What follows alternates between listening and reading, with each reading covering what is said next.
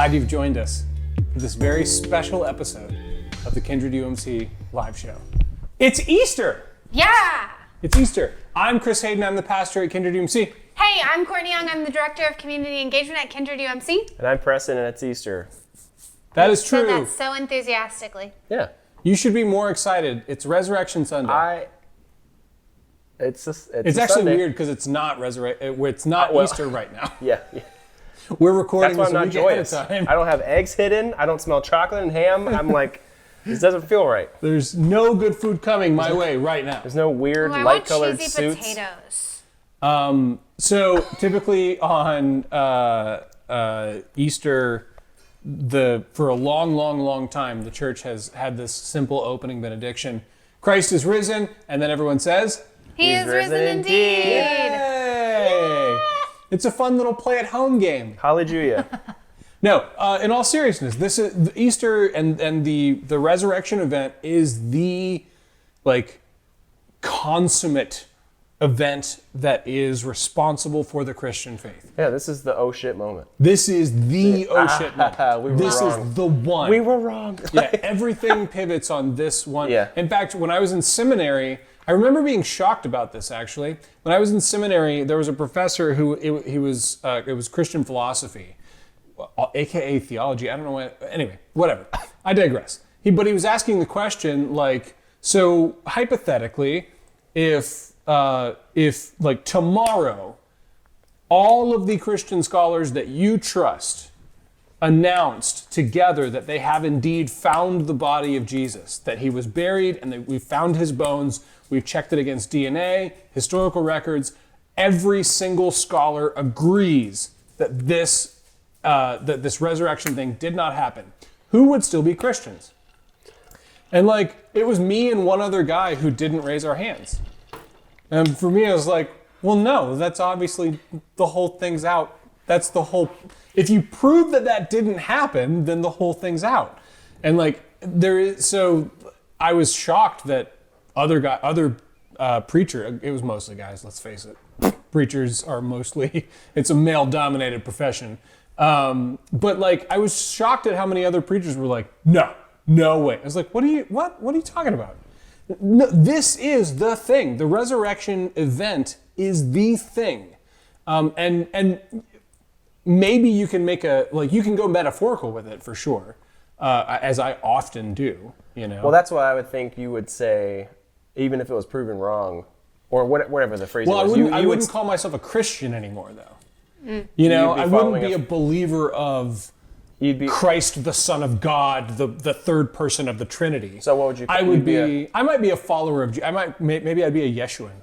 Okay. I don't know. All right. In the same way that I don't know, people who followed Buddha or Buddhists, but Buddha is not a revered god. He just had very enlightened thoughts. Yeah. But I mean, I guess Yeshua would be. But isn't Christian the same thing? No one else was called Christos. No, Christianity. The claim of a Christian is that Christ is the third person of the Trinity, a person of the triune God, and that his death was only a part of the redemptive act, that the resurrection is the completion of, and that this person, this man God Jesus, was the actual incarnate embodiment of the Word of God through which all things were made. It's a much bigger claim than just Jesus had some cool shit to say. Which is where I think most Americans are. Most Americans are in the realm of Jesus was an enlightened guy who had cool shit to say, but not in the realm of and some of the cool shit he has to say was to invite you into a process of death and resurrection, and that his death and resurrection is the manifestation of God's grace in a real way in the actual historical world. And that's a profound statement about who God is. It comes with all of this bigger stuff that is quite, in fairness, very complicated and very difficult to understand. So, anyway, shall we begin? Let's do it. Shall we begin with Scripture? We are in the Gospel of Matthew, towards the very end, chapter 28, verses 1 through 10. Jesus, so a lot's happened since last week. Lots happened since last week. So we started last week with Jesus' triumphal entry, and he's like the dude. He's like the guy who's going to come and topple Rome, and then he continues to like cause problems. And that week ends with the Last Supper, where he kind of reinvents the Passover meal, which is an important Jewish cultural thing. And he kind of says, I'm reinterpreting this so that you will never be disconnected from what's about to happen. Sorry to do history. Passover is the Jews in Egypt. Yes, there are elements in the Passover meal that harken back to the story of the Exodus, which Israelites kind of being rescued by God from the hands of Egypt. But that's where it started. Like the idea of the Passover meal. Oh, yeah. started The with Passover, the word Passover Passover. literally refers to the final plague, Which where the was Spirit of God visits Egypt and kills You know the what I've always- firstborn son of every what house, I've always thought about? unless they had the blood of a lamb, which comes into play. I said it for a reason. The blood of the lamb over their door, in which case the Spirit of God would pass over that house. I've always, And that's why it's called Passover. and sorry for another tangent, I've always tried to figure out what's the scariest part of the Bible, like especially like learning it as a child and then being scared, but like having a ghostly spiritual figure pass over houses, murdering firstborns. Yeah, no thanks. Or Pretty scary. sin crouching at your door like a ghoul that wants to be in your life. The and sin is crouching at your door and it desires you. and is not letting up either. Like you'll be back. It's not going anywhere. I don't know what's worse. Or they're probably Yeah, there's some scary stuff. Well, and you might say that it's representative of a very scary reality we live in. We live in a reality where people are constantly taking from each other, sometimes in like literal, physical, torturous ways. Like it's and sometimes there's a lot no of rhyme or a lot reason. of these poetic languages or these poetic phrases is language to put around the very horrific reality that we're faced with. Not that reality is horrific all the time. I certainly don't face horror every day, but there is something horrific about the idea that, like right now, there are people who are being pressed into servitude against their will. They'll never escape that. They're Right just going to now. live that. Like right now, that's happening. like happening. Yeah, it's like that's horrific, and I don't have to face it all the time because we're fortunate, But there is something about that language that's and so that brings us to the next thing. After the Passover meal, Jesus is arrested because of one of his followers, put on trial, publicly beaten, and then hung on a cross for hours to die slowly naked in front of his mother and everyone else. Like that's the reality. That's the horrific reality. And there is something incredibly meaningful about the fact that God, because you can have all kinds of theological, this is the stupid basic version of it. It's not nearly complicated enough, but my theological sense is that the inclusion of human free will necessitates horror in the real world. And that God, knowing that that's the case, does not exempt himself from that torturous horror, but instead enters into it and says, this is how much I believe in the human freedom. This is how much I believe in people's ability to choose their own will and have their own path, that I am willing to subject myself to the creation that I made and to have them choose to murder me slowly naked on a cross. Like it's horrific. It is horrific. And God is saying, I will not exempt myself from it.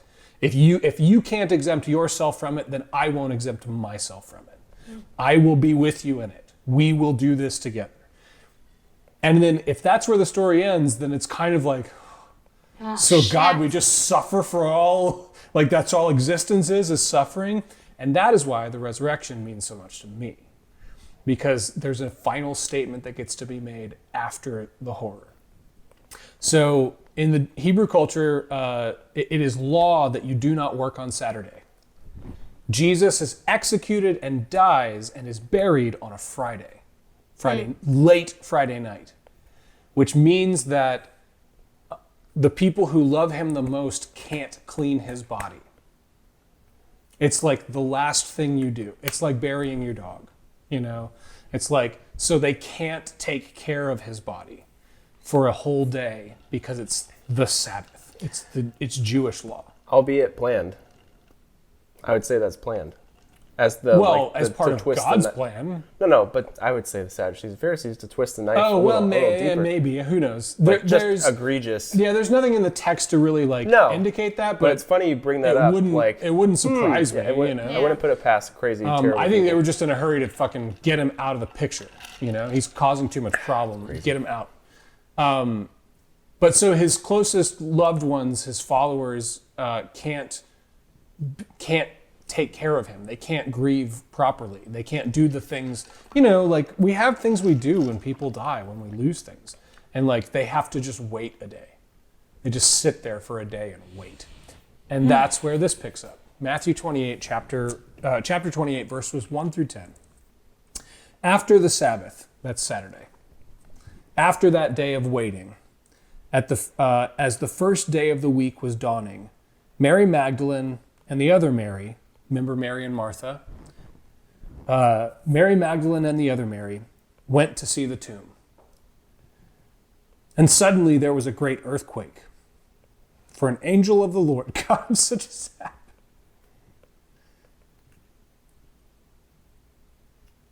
For an angel of the Lord, descending from heaven, came and rolled back the stone and sat on it. His appearance was like lightning. I love that. His appearance was like lightning, and his clothing white as snow. For fear of him, the guards shook and became like dead men, because there were obviously Roman guards guarding the tomb to make sure that nobody came and stole the body. But the angel said to the women, "Do not be afraid." Do you remember what "do not be afraid" means from an angel? Yeah. Like the guards are terrified, and they fucking well should be. And the women who have been following Jesus get the message from the angel, "Do not be afraid." I know that you are looking for Jesus who was crucified. He is not here. We shouldn't have done that song, man. I'm all wrong. Oh, man. He is not here, for he has been raised, as he said. Come, see the place where he lay. Then go quickly and tell his disciples he has been raised from the dead, and indeed he is going ahead of you to Galilee. There you will see him. This is my message for you. So they left the tomb quickly with fear and great joy. This fear is more like awe and reverence. With fear and great joy, and ran to tell his disciples. But suddenly Jesus met them and said, "Greetings." And they came to him, took hold of his feet, and worshipped him. And then Jesus said to them, "Do not be afraid. Go and tell my brothers to go to Galilee. There they will see me." So it's a very simple, straightforward story. There's actually not a lot of emotive language in here, but it gets me. It gets me very, very strongly in the gut.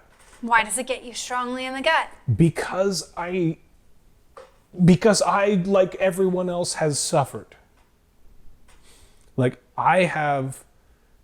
Everyone has darkness, and I have darkness in my past, and I have darkness that seems senseless. And I've been through that senselessness. I've been through the season where all it seemed was needless and senseless. And through dying to that, I have been resurrected. I have been raised from the dead.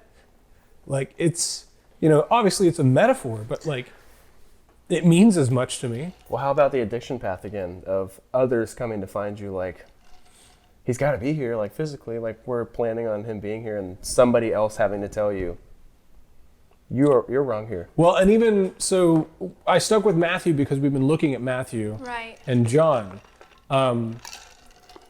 John's resurrection story is even more interesting. I went with Matthew mostly because it's closer to historical reality. It's closer to when it actually happened. John takes some interesting liberties, and we'll have to do a whole nother thing on it. But there's some interesting things about people not recognizing him and when he's resurrected, and that something has to happen before they Oh, is he the gardener story? Yeah. So Mary crazy. thinks he's the gardener, and it's not until he says her name And then like later, two disciples don't recognize him when they're walking on the road with him for like miles. And it's when he breaks bread, when they stop and he breaks bread. And then they recognize him. Like, and so there's something interesting going on about those stories too. But I went with this basic version because, so I'm going to steal a little bit from Rob Bell, who I love. Rob Bell does this wonderful, it's much longer than this. I'll be briefer than he is. But it kind of spells out this thing, like, I say often, we all have darkness. Like, we all have either abuse in our past or addiction in our past or things that we're ashamed of or that we've done that we wish we hadn't done or things that we can't stop doing or whatever. Just take your pick. We all have darkness. And if we are not careful, it becomes very easy to believe that the dark moments are the baseline of reality. These moments where something was taken from you that should not have been, where something was forced upon you that should not have been, where something took control of you, or maybe you gave too much control over to it, and now that is just the thing that runs your life. And it can be so, if we don't watch it, that can become the defining element of our reality. Like, that becomes the thing that we are. That's how we understand that life is just this long, hard, dark road. And that the moments of light are exceptions to the rule. These moments that, because we also have, we all have moments of like joy. We all have moments where it works out. Like where you smell the head of your nephew and you're just like, baby, or where you're like in the room when your grandfather dies and there's just like this uncontrollable peace that happens for no reason. Like we all have these moments of light where you propose to your spouse and they say yes, it's so easy for us to believe that life is cold and hard and dark, and that's just the way it is. And that these other moments of light are just exceptions to the rule, that life is just this long trudge through darkness. Resurrection is the exact opposite of that.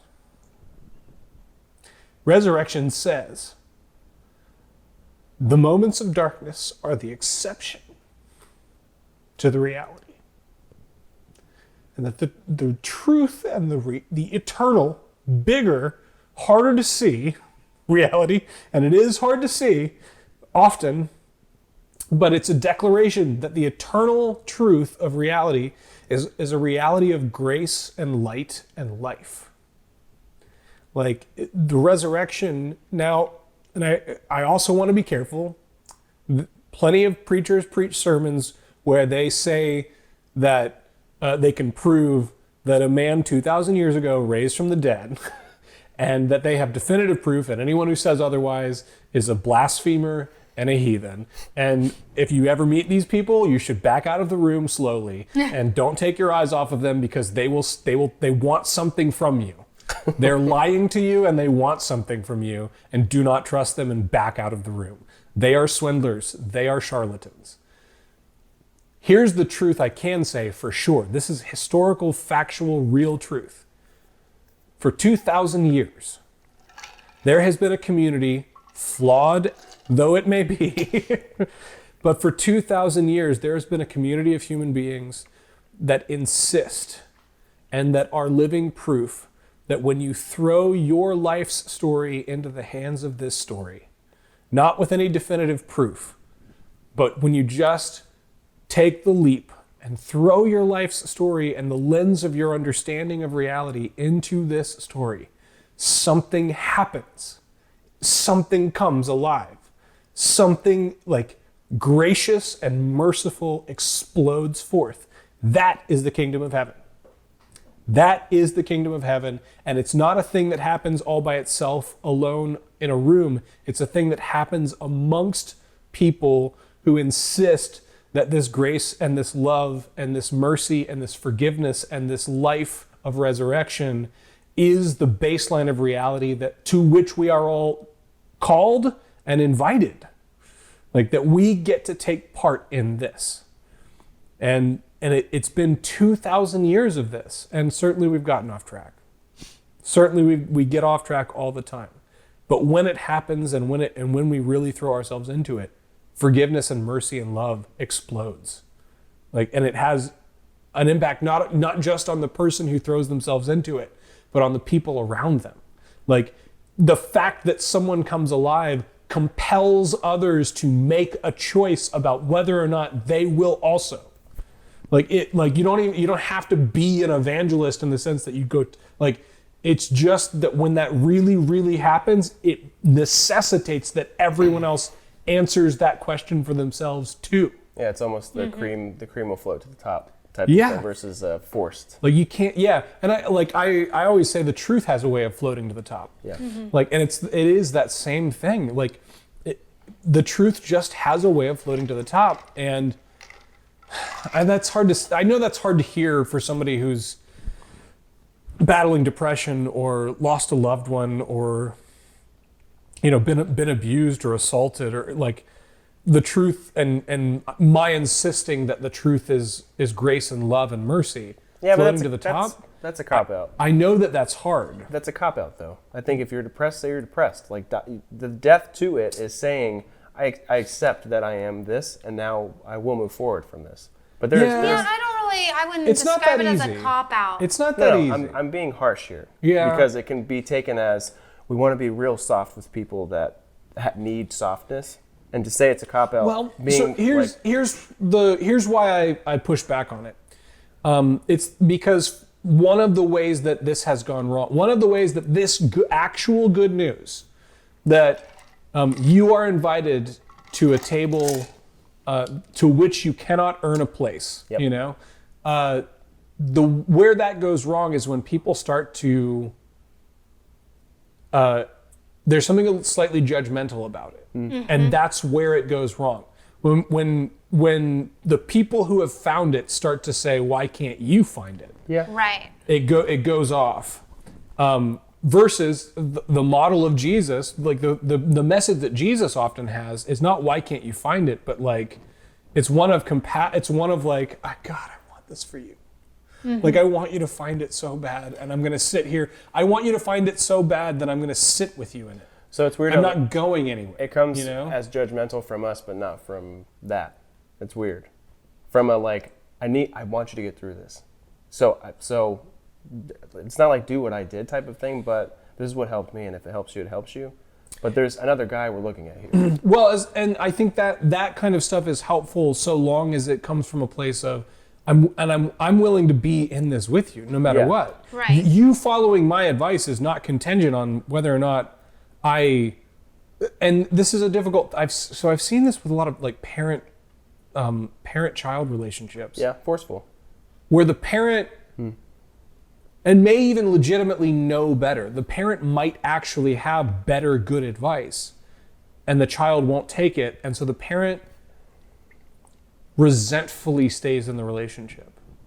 And the resentment is judgment. It is the opposite of compassion and empathy. Yeah, I mean, I feel like you're talking a lot about some of what I experienced when we first started Kindred. I made a choice. I made a very distinct choice to question a lot about who God is, to be angry, to Be an adult. Well, yes, but like when you've been taught for the church doesn't say those things. Right. right, and when you've been taught for so many years the exact opposite thing, of course when you start to question it and like look into what faith really means and what it means to really feel things, people are going to be put off by that, nervous about that, scared about that. Like I get that. But also like I went from being loved and accepted by a bunch of previous friends and people that I looked up to feeling outcast and rejected because I decided that it was time. By like churchy people. Yeah. And so like I identify with what you're saying because it's like, well, that's my experience. You've told that story before. You've talked about that before. It's obviously true. I've met some of these people. I know who you're talking about. Let's also not neglect how many other people who are not churchy people at all, I'm nodding my head big time, yeah. who because of seeing, and not even seeing your transition, it's not even like No, most of these people even knew who I was but before that. just what happens when you die to the things that were holding you, allow the power of grace and resurrection to kind of like free you and like Right. bring and like really give you permission to be who you are. Right. Because that, like, let's be specific, because this can be very broad, generic language. What I am talking about is everyone wants to want what they want. Everyone wants to be who they are. The good news is that God actually wants that too. Mm-hmm. And that there are specific reasons that you feel like you can't. Right. There are real, actual, tangible, Yes. measurable reasons that you feel like you can't. And we think that if we just overcome them through outthinking them or figuring them out Or following the rules. yeah, or- whatever. Pick your coping, or sometimes like that's where addictions come from. Through maybe if I can numb the pain that drives these behaviors, Then then I can have what I want. Or Yeah, then I yeah, can the- feel good. Codependency. Right? There's- Yeah. Maybe if I am never alone, then I won't have to feel bad. Like there are specific reasons, and they are, for lack of a better word, the churchy word is sin. Yeah. Now, not in a judgmental, you're doing bad and you need to do better. Not that way. It's like, no, sin is the natural byproduct of what happens when when imperfect people are given free will. Mm-hmm. Like that is what happens, and it leads to suffering. It leads to caging yourself. It leads to all kinds of horrible things. So when I'm talking about this real kingdom of heaven moment, this thing, like what I'm saying is get rid of the counterintuitive stuff where we say we have to figure it out, and instead throw yourself into this I think I misused counterintuitive. Get rid of the things that we think that we have to do. The norm. The Societal norms. intuitive stuff, and throw yourself into the counterintuitive, which is get angry at God. Be honest with God. Like, don't just get angry for getting angry's sake, but be honest with God. Like, that's what God wants. God wants honesty. And God's a big boy. He can take it, I promise. Like, he got you. Like, he's not going anywhere. He loves you. He's not going to hate you for it. Like, it's a real, actual thing. Like, be angry with God. Be honest with God. Bring your deepest concerns to God. Bring the, like, why the fuck is there this in the world when you say you're this? Why is, like, these are like pathways into starting to die to the things that are holding you back. Right. I just had a weird parallel. So like the tomb being empty is your open seat to the table. Maybe. I Like, mean, what are you doing here? you could write a poem about that. Like, but like, what are you doing here? He's not here. Mm-hmm. If you put it like in a mental perspective. Well, I think that's in John. One of the things that the angels say to the women in John's gospel is, "Why are you looking for a dead man?" Yeah. Like Yeah. weren't you paying attention? Yeah. You should be looking for an alive one. Or wink, wink. Do you not believe? LOL. Yeah, and laugh, it is a laugh. playful kind of Yeah, jokey yeah. thing, like. But also, if the angel looked like an alien, I don't want any part of it either. Like, do not be afraid. Like, you're scary, man. I don't like this. My other thing was how simplistic this story is told, at least in Matthew's part. It makes it more beautiful. Like It's right is down the pipe. It's the pure invitation to he's died and come back. Like, he's not here anymore. It's Like the whole, he said. It's the addictive talk. Remember though. he said this? But it's the addictive talk that really gets me. It's like when you have like curbed something finally, and it's like, oh man, okay, it's over. I can like move on. And now 4 or 5 people that were in whatever circle that was in, whatever social construct. People who were the interactions were based on that. Yes. Yeah. So where's old Preston? Where's old Chris? Where's old Courtney? Yeah. That was this, and you're like, I don't know what you're looking for, but it's not here anymore. Yeah. Or they've also noticed You're that looking for a dead man. that does Why not, are you looking for a dead I'm a man changed in the person, place yeah. of the living? Like, I'm alive, Yeah. man. You're looking for the wrong guy. Yeah, and it is counterintuitive, and it's a lot harder than just following the rules or leaning into this codependency Oh man, thing. it would be so much easier if it was following the rules. Yeah. I know, right? Like you mean all I have to do is not say the fuck word and And have have good posture. I do that every day. Man, that would be so much better. I could just do that. I can actually work on that. I have control over that. You know? Yeah. Like, it might take some time, but I can do it. And this is a scarier invitation. Yeah, dying to that stuff is way harder and way scarier. You know, you actually have to trust a God that you're not in control of to do something that you cannot do for yourself. Yeah. And you're that's gonna scary. lose friends, and but you're also gonna gain so much out of it. Yeah. Well, The joy comes in Don't the morning expect talk the room is to good. applaud. Yeah, Yes, there's some of That's that. what I'm I getting think at with recovery that. language has a really good take on it, Yeah. which is when you get sober, don't expect the world to stand up and applaud, Right. because you getting sober and being healthy is going to pull everyone else into a conversation that they were desperately trying to avoid about their own coping mechanisms. So one of the things I did. But people, and this is the other thing I want to say, and your story is a really good example. People who are not wrapped up in that, like, follow the rules kind of churchy stuff, people who are kind of aware of, like, yeah, man, I'm just doing my best. Like, the humble and the sick is the way Jesus talks about it. Like, when they see that, when they see somebody who's, like, actually being themselves and living into who they are, they have the opposite reaction. Yeah, so that's like the metaphor I was going to give. The metaphor I was going to give is that I started Weight Watchers, I don't know, like 8 months ago, because I finally decided that I wanted to do it. It was for no other reason, and I wanted to do Weight Watchers, and I wanted to be healthy. Well, then I did it, and I started losing weight, and I had all these people messaging me about how I was losing weight and what I was doing and why it worked. And they would try it, and then after like a week or two, they would stop, and it wouldn't work for them. And it's because Matt always says, it's because those people saw what I was doing and saw my success and wanted that, but they didn't want to put in the work. Yeah. They didn't want to like Die? they didn't want to They're die. They didn't scared. want to do the hard thing. The And so that's physical- like the metaphor that I was kind of trying to Yeah. make to You're compare exactly it. It's right. like you Yep. have to, first you got to want to. You have to want to die to the thing. You have to put in the hard work. Shout you have out to my let dad. yourself be He's the one angry. who he's the one who used to say that to me all Yeah. the time. Before, all right, if you have to clean your room, the first thing the step one is first you got to want to. Yeah, but if you're doing this shit just to be a good Christian, it's not going to work for you. If you're doing this shit because you think it'll like help you follow the rules better, it's not going to work for you. Like you have to want to really, truly, quote unquote, be healthy, lose the weight. What is your why? What is your reason? And there, it's so this that decision point is what the metaphor of death is. Right. It can't just be like I wish I was skinny. It's like no. It'll never work for you if that's your reason. It doesn't work that way. We've got to get into the like, who are you? Right. Who are you? What do you want? I Right. would love Like- for a nutritionist to do that. Like That's what I would really love good ones do. Well, I yeah. literally talked to someone a couple of days ago. That's so funny. And this person started doing Weight Watchers. I was like, yeah, like whatever. And this person was like, hey, I want to know how I can lose weight more rapidly because I'm only losing X amount per week and that's not good enough. And I was like, okay, well, like, first of all, 1 pound a week is incredible. That's an incredible rate of loss. Second of all, I'm healthy.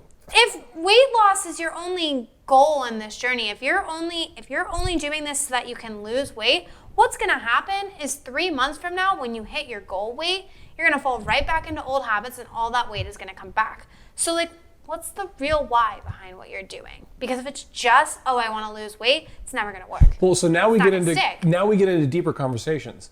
Because if you can get honest with that person, if that person is willing to do the vulnerable conversing about it, then probably what you're going to find is, I want to feel attractive again. Yeah.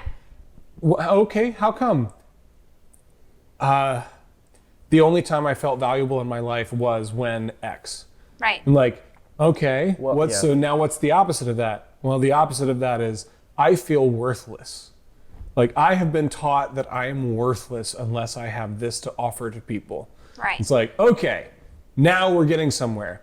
We have to do some dying here. Yeah. Right. Like we Let's have to address do some that. dying. Like, because what'll actually happen is if you can die to the idea that your worth is based on serving other people, if you can just die to that concept, then suddenly you can begin to actually love yourself for who you are. And now you're not losing weight to try and please other people. You're losing weight because you love yourself. Right. And because this is the way you treat someone you love. Right. Like you treat someone you love healthily.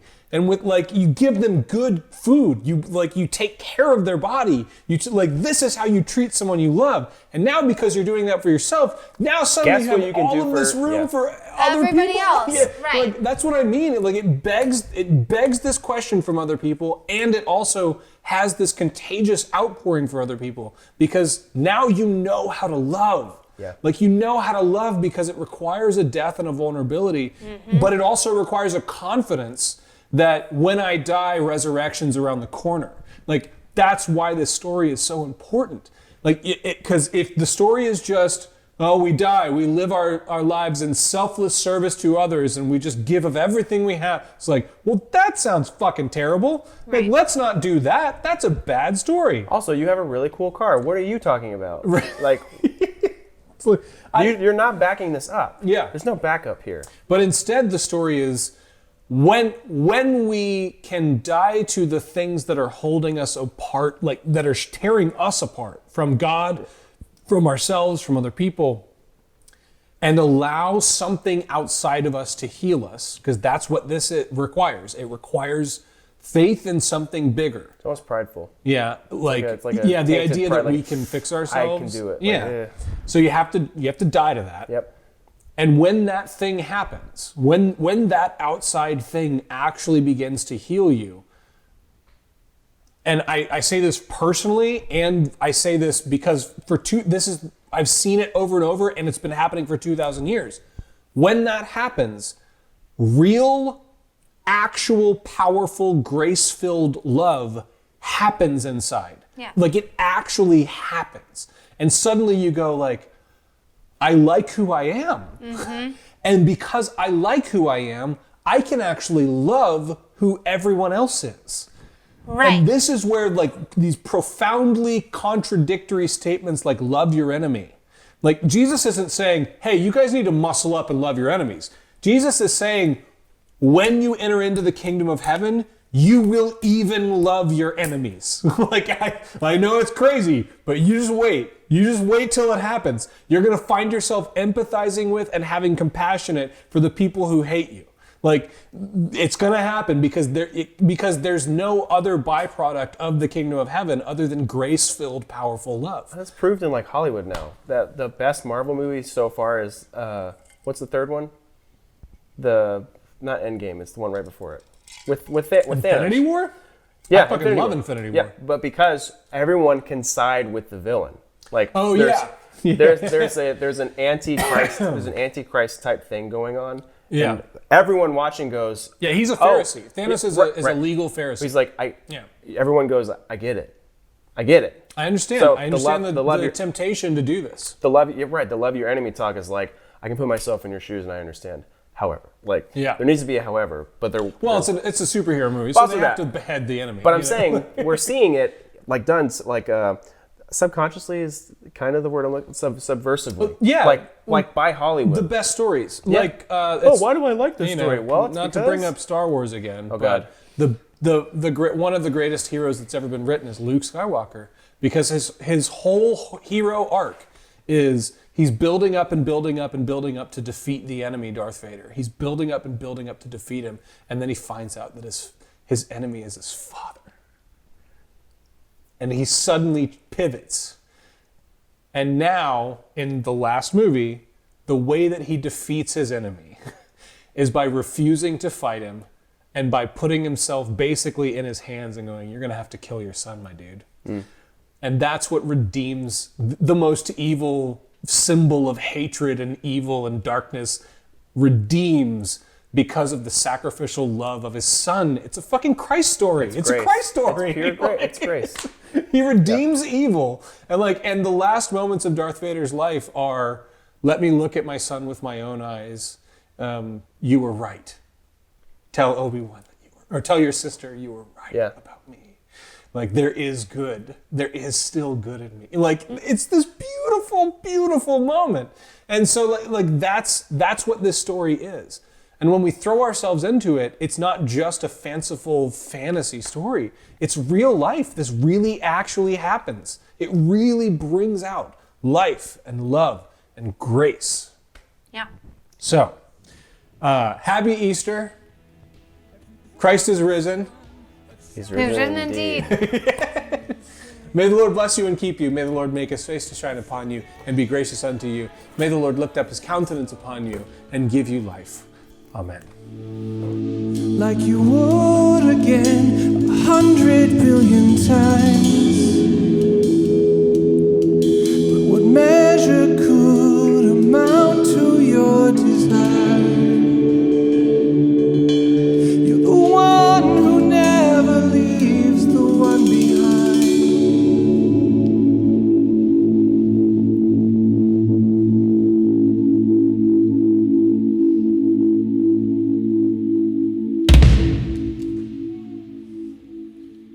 You can't just let a moment breathe. You can't just let a moment breathe. You can't just have a nice moment.